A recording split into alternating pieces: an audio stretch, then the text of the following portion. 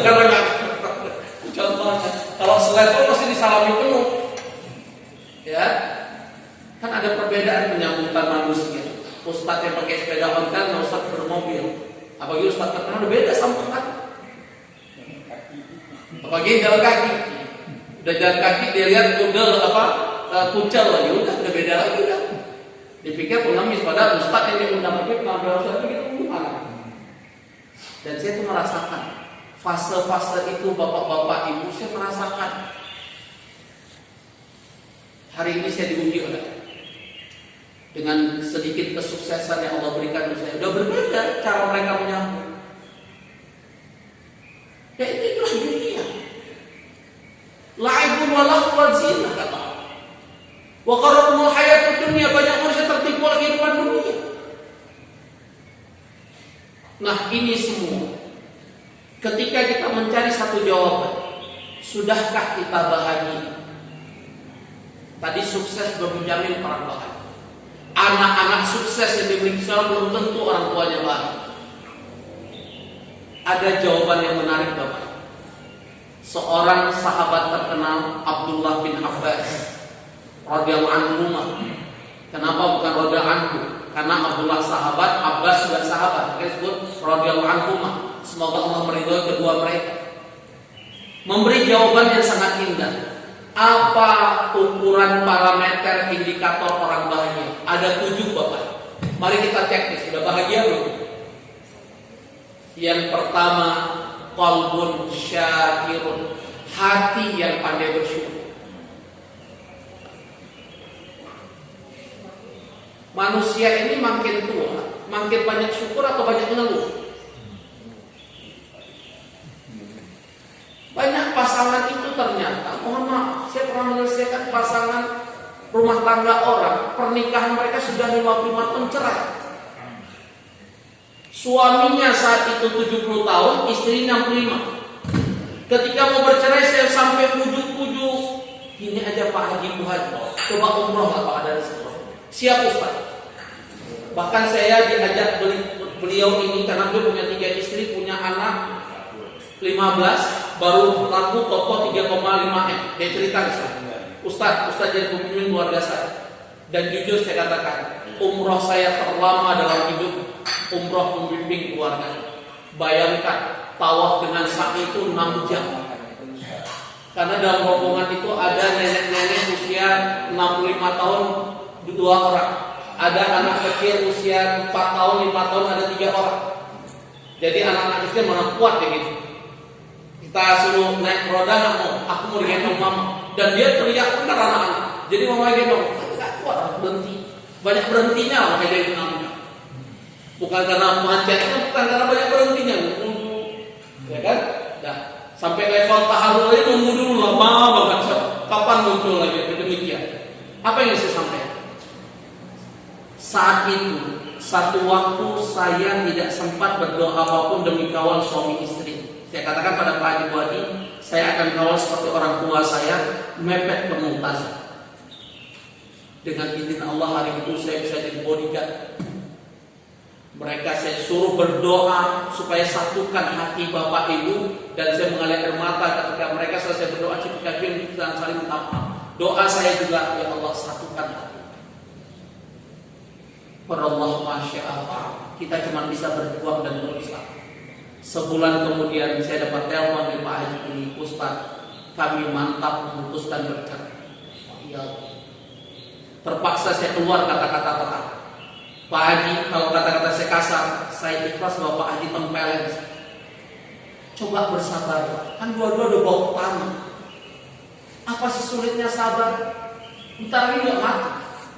Bukan dia tempelin, saya ketawa dia, Ustaz, justru udah bau tanah, saya cari kebahagiaan. Astaga. Apa kebahagiaan? Begitu cerai, telepon lagi. Udah nelponnya jam 10 malam. Ustaz, saya kan udah sah cerai, kan Ustaz jadi saksi. Saya memang jadi saksi tangan, walaupun nggak ke pengadilan. Udah tua, malu ke pengadilan. Lagi bahasa kan. Udah pagi istrinya kan ada 2 syarat, kan 3 tadi istrinya kan. Kalau 1 berarti masih ada 2 Pak. Ustaz, kan Ustaz pun ngajar banyak jamaah itu. Ngomong cari dong 1 pusing. Pak syaratnya berat banget. Kutilah, tahu kutilah, kurus tinggi langsing. Kalau bisa wajahnya seperti Ustaz, agak ke Arab-Araban. Oh tahu pula. Putih mancung. Terpaksa kita jawab. Tapi kalau Pak Nyaman tahu ya Pak istri saya. Terpaksa kita jawab Pak Haji, Pak Haji. Kalau saya dapat begitu, nggak saya kasih Pak Haji dua saya. Dan karena Allah boleh dapat, tapi nggak seperti itu banget. Tapi benar, bagus banget istrinya sekarang. Penampilan dari 75 tahun yang tadi putih semua dari sini. Tapi ada satu kelemahan. Saya ketemu di satu acara, Ustadz kalau pegangin saya, mau turun tangga ke mental sih. Itu contohnya. Sunatullah nggak bisa dirubah kan? Nah Bapak Ibu, qalbun syakir ini syarat utama bahagia. Orang yang mengeluh pun tak mungkin bahagia. Nah pertanyaan kita jawab, makin tua kita makin banyak bersyukur atau banyak mengeluh? Saya ngajar loh komunitas orang tua di Jalan Borobudur, Jakarta, di bekas gedungnya BDN, Bang. Pensiunan, rata-rata jamaah itu di atas 65. Saya buat survei mereka jujur. Pasangan tua Ustaz, makin banyak cerewet bawel. Istri menuntut perhatian suami, suami menuntut perhatian istri. Tapi dua-dua karena udah ringkuh gimana memberi perhatian? Nggak kuat, ternyata banyak konflik. Makin lama rumah tangga makin banyak konflik. Jawab aja masing-masing benar atau enggak. Lebih sensitifnya makin tinggi. Dikit aja udah meledak dikit. Bahkan wahyu tidak sedikit rumah tangga secara syariat sudah bercerai. Tapi demi status, demi anak-anak atau cucu, mereka hidup dalam semua pada bercerai. Haram nggak? Haram. Pak Haji Bu Haji yang cerai, begitu ajak tanya musuhan benar. Saya bilang buat apa musuh? Bercerai yang baik. Begitu udah saya dekatkan hati, apa yang terjadi? Pak Haji ini kalau berkunjung ke Bu Haji mantan istri, seenaknya masuk kamar, cipika-cipiki. Saya bilang haram. Ustaz, komisi fatwa yang taruh dulu bilang. Saya udah 55 tahun tidur di sini. Usah larang-larang. Ada begini. Astaga. Kalau itu ujung, enak begini Ustaz. Jadi kami saling menyerah. Nah, apa itu? Saya tanya gitu. Alhamdulillah. Ya karena waktu saya percepat, saya benar ada acara di jam 10 resort. Jadi begitu telepon, saya turun soal. Yang kedua, ukuran orang bahagia kata Ibnu Abbas radhiyallahu anhu ketika kita memiliki azwajun saleh, memiliki pasangan yang soleh atau soleh. Bahagia. Ad-dunya mata wa khairul mata ya mar'atus salihah. Ibu-ibu, dunia penuh kesenangan. Sebaik-baik kesenangan dunia adalah wanita soleh. Kalau untuk ibu-ibu sebaik-baik kesenangan dunia adalah suami yang soleh. Buat apa suami tampan, tajir, namun memiliki nilai ketakwaan, siap-siap air mata, sehingga ada istilah hidup dalam sangkar emas. Kebahagiaan sesungguhnya ketika kita memiliki pasangan yang soleh atau soleh. Buat apa istri kita, suami kita dikagumi orang banyak karena ganteng, cantiknya atau hartanya, tapi kita pemilik pasangan itu nggak pernah bahagia. Dan itu banyak curhatan. Saya pernah ngajar sosialita. Dan curhatan mereka, kalau saya beri pilihan, ibu-ibu dan ada suami pengusaha. Ibu-ibu pilih apa sekarang doa di depan Allah? Suami semakin sukses atau suami semakin sayang? Semua mereka jawab serempak, suami semakin sayang. Karena saya tahu jawabannya. Karena tadi orang sukses jarang di rumah, betul. Orang sukses tidak sedikit perangainya berubah, udah beza. Dulu ketika masih belum sukses, minta sesuatu dengan kata lemah, kalau udah sukses beda, mana teh air? Sedikit salah udah mukanya udah kayak ini. Dan Allah sudah ingatkan, sukses itu cenderung manusia itu sombong. Dan surat Luqman ayat 18, wala tusakhir khaddaka linnas, wala tamshi fil ardi marah. Innallaha la yuhibbu kulla mukhtalin fakhur. Jangan engkau berjalan mengingat aku sombong. Attitude berubah, orangnya berubah karena merasa sukses sekarang dan menganggap orang lain itu remeh, rendah. Wa Dan Allah benci murka orang yang sombong lagi membanggakan diri. Dan cukup waktunya, kita lanjutkan lagi. Indikator ketiga, checklist ya. Hati yang pada bersyukur, pasangan yang soleh atau soleh. Yang ketiga, memiliki anak-anak yang soleh atau solehah. Buktikan saja. Kalau anak kita soleh-soleh bahagia, apalagi ketika anak-anak kita penghafal Quran. Tingkat anak-anak kita, khususnya saya kemarin saya buat challenge anak-anak karena liburan sekarang. Mereka minta liburan, boleh, tapi syaratnya hafal Asmaul Husna. Jadi dari si kecil 4 tahun sampai kakaknya udah hafal. Si kecil 4, 7 dan 8 tahun itu saya beri challenge dengan izin Allah, dan terus singkat-singkatnya mereka hafal. Di sepanjang perjalanan liburan kemarin kita baca itu bahagia banget. Apalagi ada kakaknya sedang memungkinkan hafalan 30 juz. Mohon doanya Bapak Ibu. Dia sudah pernah hafal 30 juz, tapi untuk merojak memungkinkan itu tak mudah. Ya, dan saya masih level SMP. Ya, mohon doanya. Tapi yang saya rasakan pribadi, ketika mereka bisa mencapai apa yang kita harapkan, ada titik bahagia. Ada air mata kebahagiaan. Si kecil hafal Asmaul Husna 99 nama, itu kebahagiaan. Dan saya katakan kalian berhak dapat liburan. Padahal liburannya itu nggak mahal-mahal banget. Kan sekarang masa pandemi kita sewa resort, hotel kan lagi diskon besar. Apa penghuni? Ya, saya kemarin penghuninya cuma 2 keluarga dan sekian besar resort. Alhamdulillah. Jadi pandemi nggak kena kan? Itu yang ketiga. Yang keempat, saya persingkat lagi. Ukuran yang keempat kita bahagia ketika memiliki lingkungan yang soleh atau soleh. Memiliki lingkungan yang soleh. Apa maknanya? Lingkungan yang mengajak kita mentaati Allah. Lingkungan yang mengingatkan kita untuk dekat dengan Allah. Semoga keluarga besar Al-Falah ini, dan saya merasakan inilah lingkungan yang baik, yang selalu mengingatkan kita akan kebesaran Allah lewat kajian, lewat sholat berjamaah, lewat kemakmuran masjid. Dengan izin Allah, masjid kita yang rindukan, yang kita impikan terwujud. Alhamdulillah. Sound sistemnya Masya Allah, nikmat sekali saya ngajar sini, karena saya pede sekali dengan suara sound system. Jadi kamu pengajar kok suara sound system enak-enak, nak mikirnya nyampe nggak ya? Itu pikiran bahasa. Yang keenam, ketika kita memiliki harta yang halal dan barokah. Buat apa harta banyak, nggak ada keberkahan, pasti merasa nggak cukup. Apalagi harta itu haram. Ingat, harta haram, ibadah, doanya ditolak oleh Allah. Sedekah yang mereka berikan tidak akan menjadi nilai sedekah di hadapan Allah. La tuqbalu sedekah min ghulul. Bagaimana Rasulullah SAW menyampaikan dari Sahih Bukhari, nggak akan diterima harta sedekah seorang dari harta yang haram. Dari harta yang tidak akan terima, nggak jadi sedekah, hanya membersihkan dari harta haram. Itu aja repot.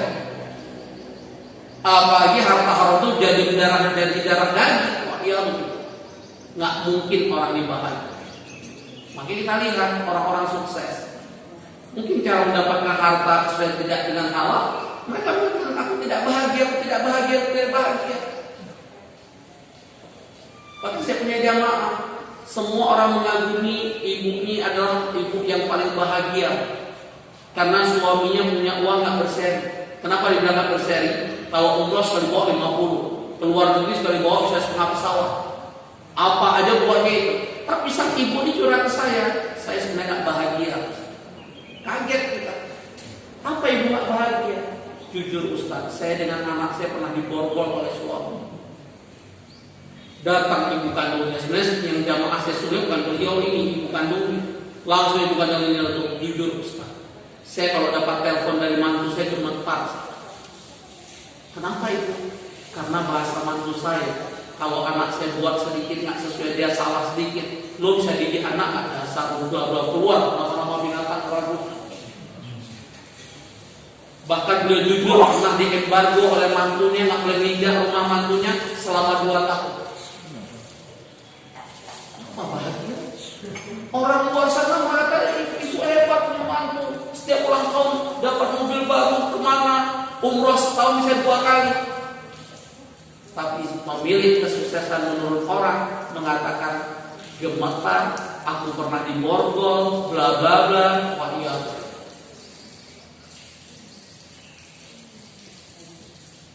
harta yang halal dan barokah, dan yang terakhir ternyata Bapak ilmu syariat, ilmu agama.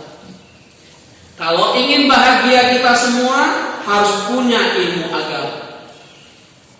Karena dengan ilmu agama ini kita tahu mana yang halal, mana yang haram, mana yang hak, mana yang batil, mana yang sesuai syariat, mana yang tidak, mana yang bid'ah, mana yang tidak. Itu lewat ilmu agama, dan ternyata ilmu agama membuat kita bahagia. Ini jaminan dari Allah. Yarfa'illahu alladhina amanu minkum walladhina utul ilma darajat. Allah akan mengangkat derajat orang beriman dan orang beriman beberapa derajat.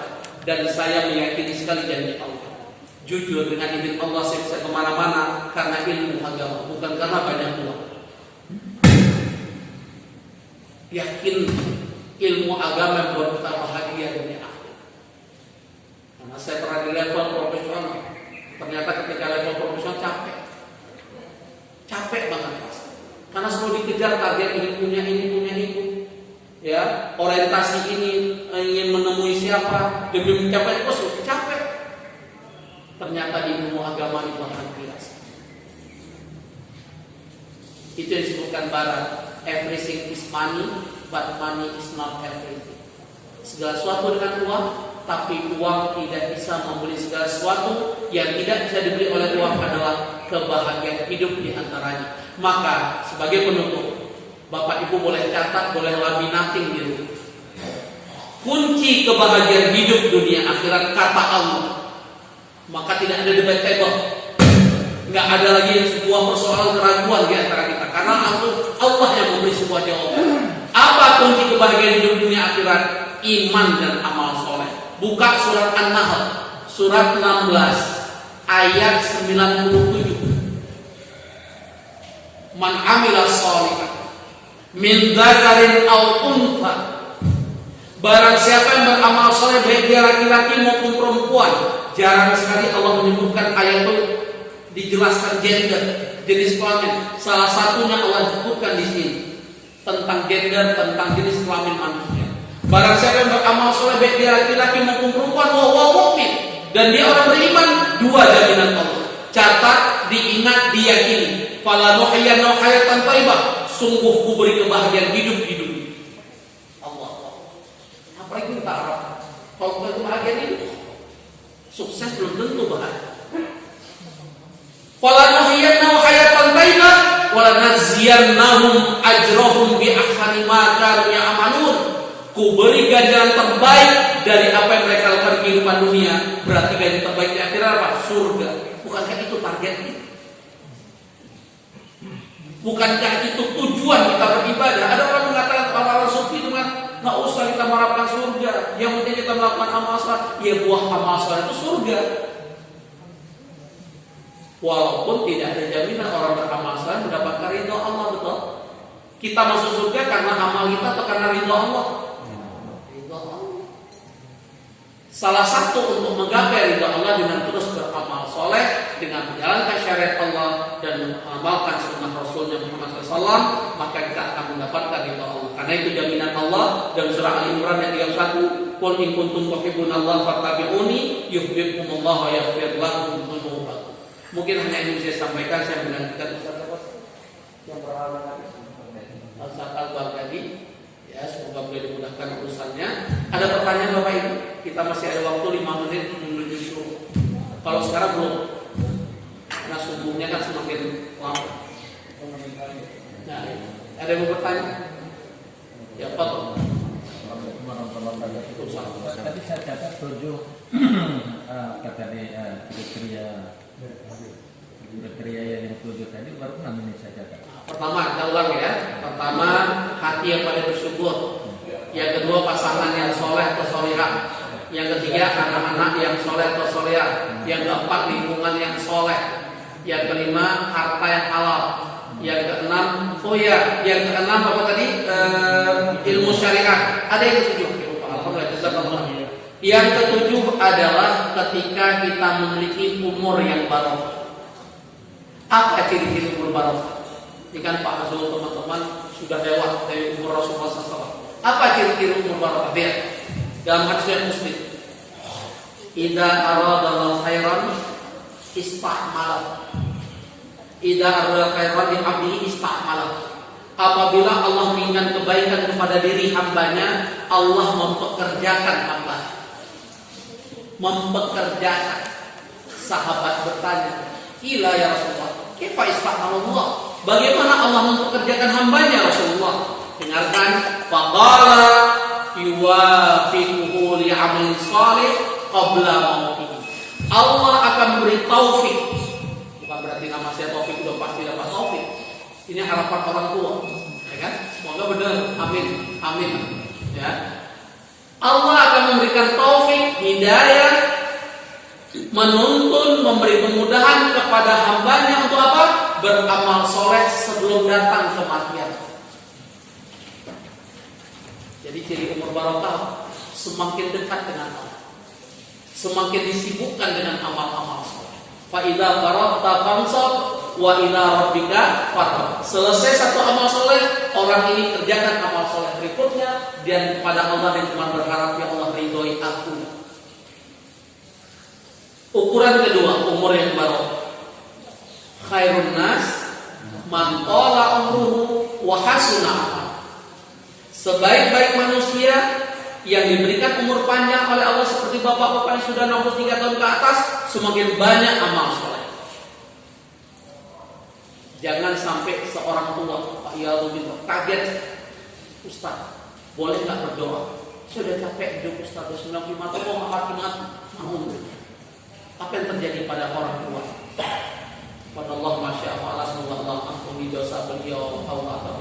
Pada Allah beliau terpeleset dari tempat dari kamar mandi, udah hampir 4 tahun ini di atas ranjang nggak sama apa-apa.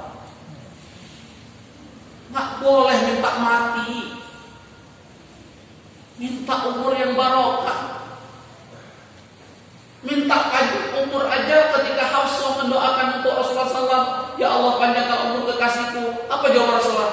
La taquli hadza.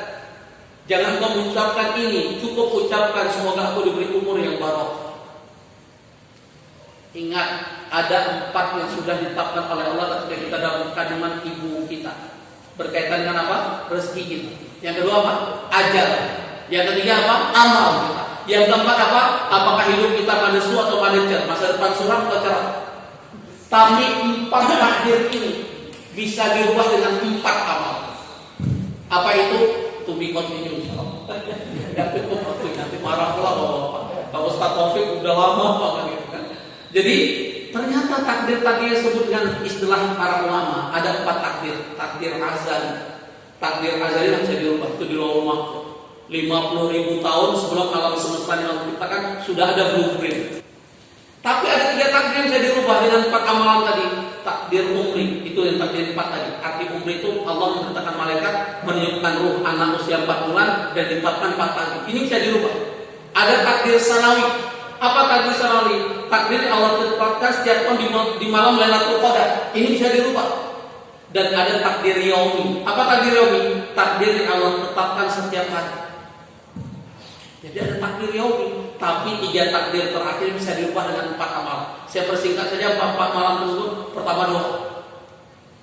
Makanya ada doa dan zikir. Dan zikir pertama adalah supaya kita nggak kena musibah. Bismillahirrahmanirrahim. La yadurru ma'asmi syai'un fil ardi wa fis samawati. Keluar rumah bismillahirrahmanirrahim. La haula wala quwwata illa billah. Supaya nggak kena pandemi. Allahumma inni a'udzubika minal barasi wal jununi wal buzani wa min sayyi'il asqam. Pokoknya doa zikir harus terus lakukan. La ilaha illa anta subhanaka inni kuntu minadh. Terus. Sudah? Yang kedua, banyak amal soleh. Masih ingat kisah pemuda yang terjebak di gua? Dia bisa keluar enggak? Tawasul dengan amal soleh kan? Ya Allah, aku punya seorang ibu dan Engkau Maha Melihat, Maha Mengetahui. Ketika ibuku lapar, ku suapin. Ketika dia buang hajat, ku cebokin. Ketika dia berusaha tempat, aku gendongin. Kalau ini jadi amal soleh buat hadapan yang terbaik, Allah bukalah pintu. Allah geser. Masih ingat ya kisah ini ya? Kita lanjutkan yang ketiga. Ternyata amalan yang bisa merubah takdir kita sedekah. Orang sedekah itu panjang umur, sehat, nggak galau hidupnya. Lihat aja jaminan Allah surah Al-Baqarah 2004. Alladzina yunfiquna amwalahum bil-laili wan-nahari sirran wa 'alaniyah falahum ajrun 'inda rabbihim wa la khaufun 'alaihim wa la hum yahzanun, 3 yang minat Allah kepada ahli sedekah. Semoga ada pada diri kita. Apa itu? Allah beri ganjaran terbaik di sisi Allah, tidak pernah merasa takut, dan mereka tidak pernah bersedih hati. Artinya hidupnya buat mudah, waluya. Kapan perlu ayat, tanya aja dengan ahli sedekah. Kapan dia perlu Allah hadirkan, dimudahkan lah. Yang pelit mereka esek siap-siap, hancur dunia. Dan yang keempat, silaturahim. Jadi niatkan, kita ngaji, kita ke masjid, selain niatkan ibadah karena Allah, niatkan silaturahim. Cuma silaturahim kita udah terbatas kan. Tinggal salaman nggak boleh. Pada salaman itu libur loh. Saya ini sedang mengumpul di Jambulu Resort, ya di Ciawi itu, dengan teman-teman alumni angkatan saya tahun 1989 sudah meninggal 50 orang semalam dibaca. Maka silaturahim menambah kita umur. Dan kami lepas semua social distancing, kami bilang udah tawakal Allah. Gimana lagi, udah lama nggak bertemu sekian puluh tahun. Saya alumni Gontor 89, berapa tahun sekarang? Allahu Akbar. Hasbunallah wa ni'mal wakil. Jadi umur yang barokah, dan saya ingatkan untuk usia 60 tahun ke atas, tolong buka dulu surat Fatihah, surat 35 ayat 37. Karena kata Ibnu Abbas, sang penafsir terbaik di muka bumi ini sampai kiamat, Ibnu Abbas mengatakan ayat ini berkaitan mereka usia 60 tahun ke atas. Kenapa? Karena orang 60 tahun ke atas ubannya sudah banyak, keriputnya sudah banyak. Kalau masih nggak paham tentang arti hidupnya, menyesal. Dia akan tak kembali ke dunia. Wahum yastarifuna fiha. Rabbana akhrijna na'mal shalihan ghairal ladzi kunna na'mal. Apa jawaban Allah? Ketika orang sudah 60 tidak beramal soleh, datang aja dan tak kembali ke dunia, awal mu'amirkum, bukankah aku sudah panjangkan umurmu, kata Allah. Dan kata Ibnu Abbas, ayat ini berkaitan usia manusia 60 tahun ke atas. Dan kata Rasulullah SAW dari Sahih Bukhari, usia 60 masih belum taat pada Allah, nggak ada lagi udur, nggak ada lagi reason, alasan untuk selesai. 60 masih nggak dekat Allah, maka pertanyaan saya untuk 60 tahun ke atas, sholat jamaah yang paling berat sholat apa? Yang jarang dihadiri. Kalau subuh orang tua nggak subuh bangetan. Apa Pak? Versi saya sholat asar. Betul apa betul orang? Coba perhatikan sholat asar dibanding sholat. Yang paling jarang orang tua di sholat asar. Saya tanya ke istrinya, habisnya bapak kasihan Ustaz lagi malam tidurnya. Kan pada tidur tuh asar. Coba perhatikan, coba Ustaz perhatikan asar jarang bapak-bapak lihat. Ya, ini survei saya di perumahan saya. Ya. Wallahu a'lam di sini. Saya belum pernah sholat asar. Kalau Ramadan aja subuh nggak ke masjid kebangetan tuh orang tua. Tapi yang bergerak asar karena tidur siang itu yang bangunin merasa kasihan, bapaknya lagi malam Ustaz. Mungkin hanya itu, jazakallah atas ini. Jadi yang ke-6 umur yang barokah. Bahagia nggak punya umur barokah? Ini bapak-bapak yang 60 tahun ke atas makin dekat masih apalah bahagia banget kan? Apalagi di akhir hayat mampu membangun masjid yang seindah ini, masya Allah, barakallah. Apalagi investasilah akhirat banyak-banyak. Bukankah penyesalan orang meninggal yang terbesar berkaitan apa? Berkaitan apa penyesalan orang ketika ajal datang? Infak sedekah. Bukan puasanya, bukan ngajinya, infak sedekah. Semoga Allah wafatkan kita husnul khatimah. Kita akhiri dengan doa para majelis. Mohon maaf segala kekurangan saya. Subhanallah wa bihamdika, asyhadu an la ilaha